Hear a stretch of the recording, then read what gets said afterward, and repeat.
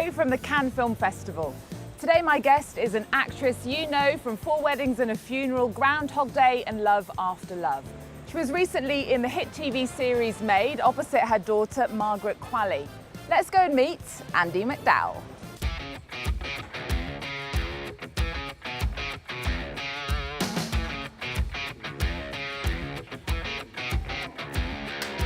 Andie Macdowell, hello. Hi. Now you are here as an ambassador for L'Oreal, but you're no stranger to the festival.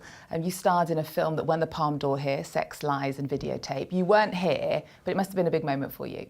Well, sadly, I wasn't here because I had just had my daughter, Rainey. I mean, I really regret not coming. And it's, you know, honestly, the reason why I didn't come is I was nursing and I had, you know, I didn't look like what I thought I was supposed to look like, and I was terrified of being made fun of. Honestly, that's why I didn't come.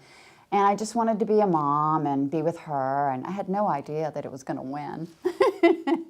I wish I had been here. You know, even if people were hard on me, it would have, I think, been an interesting part of my journey, but I didn't come. I stayed home. Is it a bit different now, do you think? Is it a bit different? I think, we've made some progress.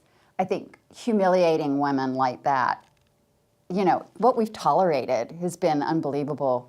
But, you know, we can't treat women like that anymore. You know, it would be great to come and be full-on nursing and round and accepting myself. But in 1989, it was a different story.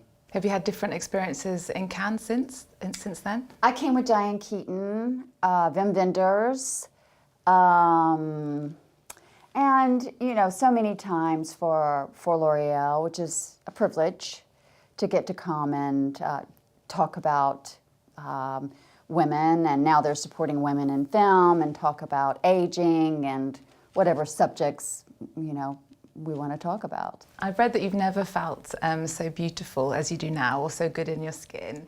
You know, it's not really that. I think the point of saying I've never felt so beautiful is that, you know, we need to embrace where we are and love where we are. I don't like the word accept.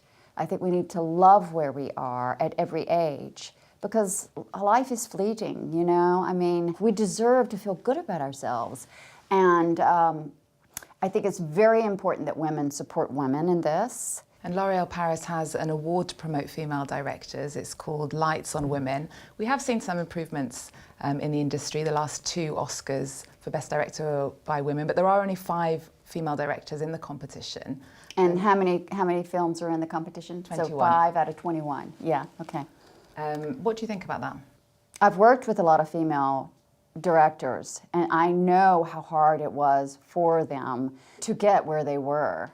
And I do think that we are obviously making some changes that are really necessary, but it's all in the same problem of having women repressing women. I mean, it's been something that has been part of our culture for such a long, long time. It's hard to get out of it.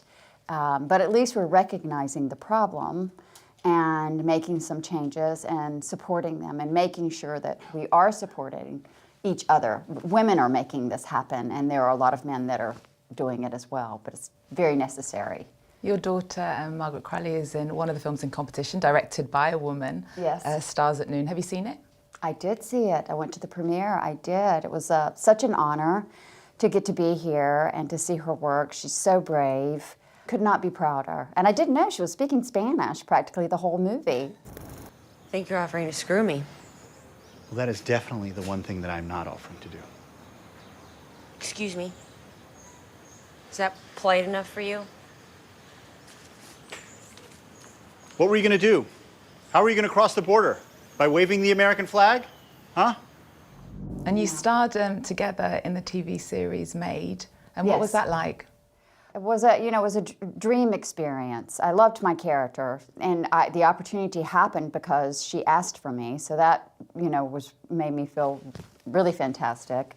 And it's a beautiful, it really is a beautiful show, and it says a lot about domestic violence and mental illness. My characters suffers and with manic depressive behaviors and can't really take care of herself, so she's no help to her daughter.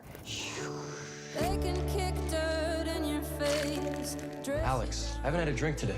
You don't leave a good man when he's trying. And they hate the way you shine. Before they bite, they bark. I pay all the bills. Let you hang out with my friends. I do everything for you. Before they hit you, they hit near you. Trying to hide inside of it and hide how much it hurts. It grows like mold.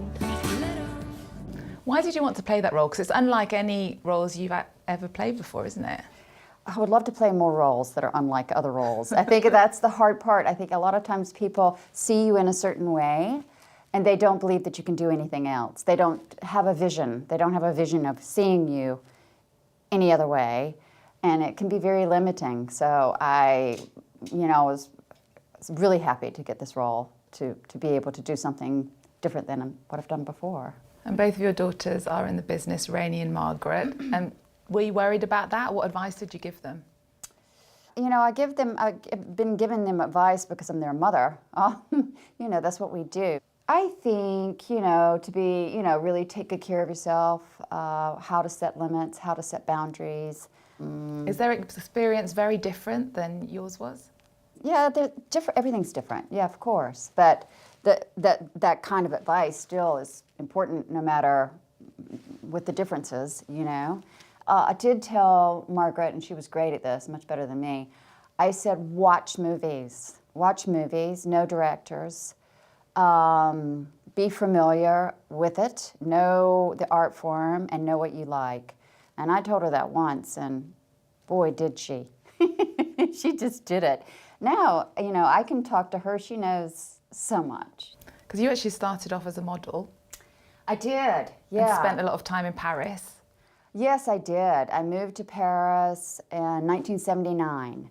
And it was a great education for me because I grew up in a very small town and I hadn't been exposed to very much. So for me, it was my education, really. Living here taught me a lot. And I was here for 1.5 years before I went back. Yeah, it was a wonderful experience. And I feel really proud to know Paris. When I go to Paris, it feels like home to me. I know how to walk everywhere. I know everything and where to go. And I feel very comfortable there.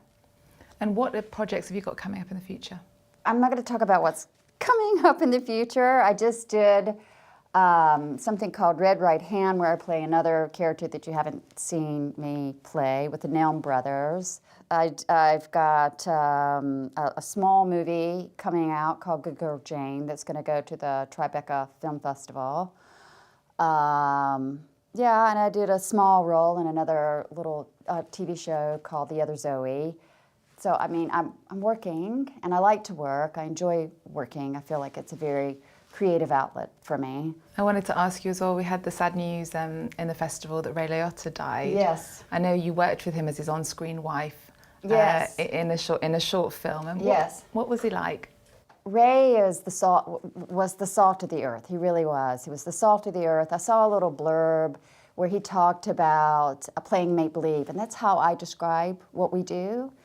He's a joy to work with. He really was just the salt of the earth. No ego, and absolutely gorgeous. Just beautiful, beautiful, beautiful man. And what an actor.